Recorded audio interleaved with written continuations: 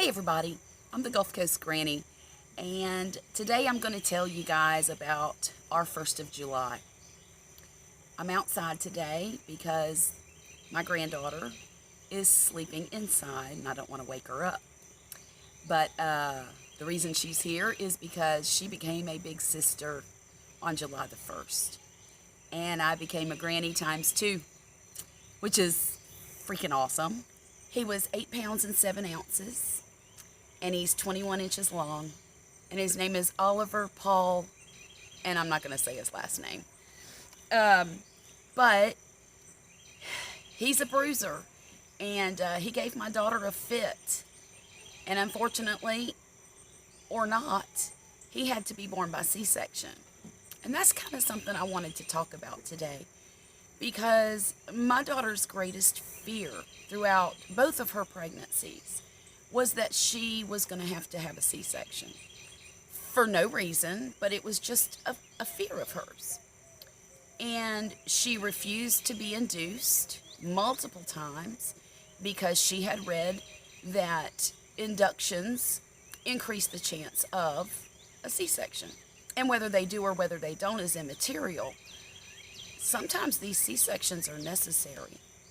You know, in today's society, we look at childbirth as a routine event, when in all actuality, it is one of the most difficult things a woman can do. I was fortunate in that I was able to have my children fairly easily compared to some women. I was able to get my babies out and into this world with relatively few pushes. I never pushed more than about 15 minutes, and they were born. But I am the exception, and I know that. 100 years ago, what happened to my daughter 2 days ago would have caused the death of her and the baby. Hands down. The baby was stuck. He was tangled in the cord. It was wrapped around his neck, his arm, and one of his legs. And there was just no getting him out. You know, still today, 700 women a year in this country die in childbirth. That's a very low statistic, but it's still 700 too many. There are many causes. I mean, some are heart conditions, some are hemorrhaging, some are, there's a lot of reasons. But I want to tell anybody who watches this video now or in the future that I know that there's a stigma attached to C-section. And I know that women feel like their body betrayed them. I know that women feel like they haven't done their job and that they might be less than in some way, shape, or form. I don't understand what it's like to go through a C-section.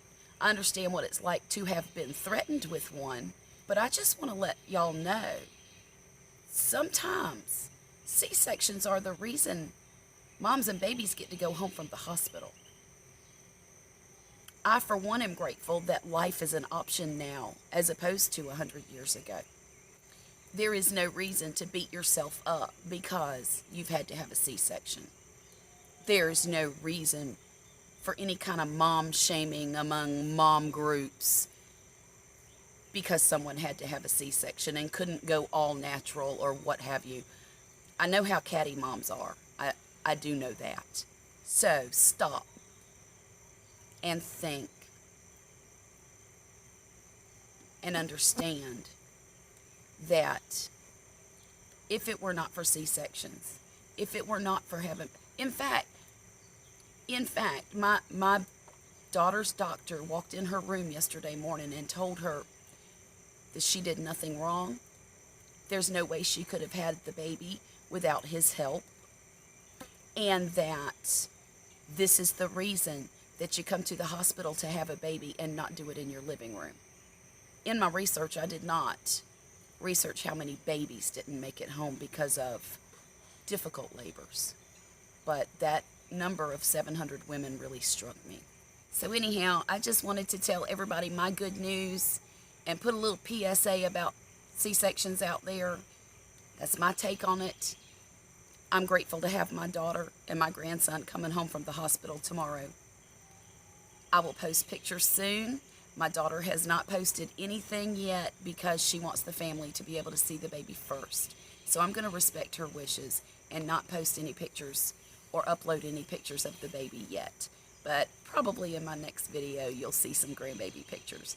Y'all have a great day, and I'll talk to you again real soon, all right?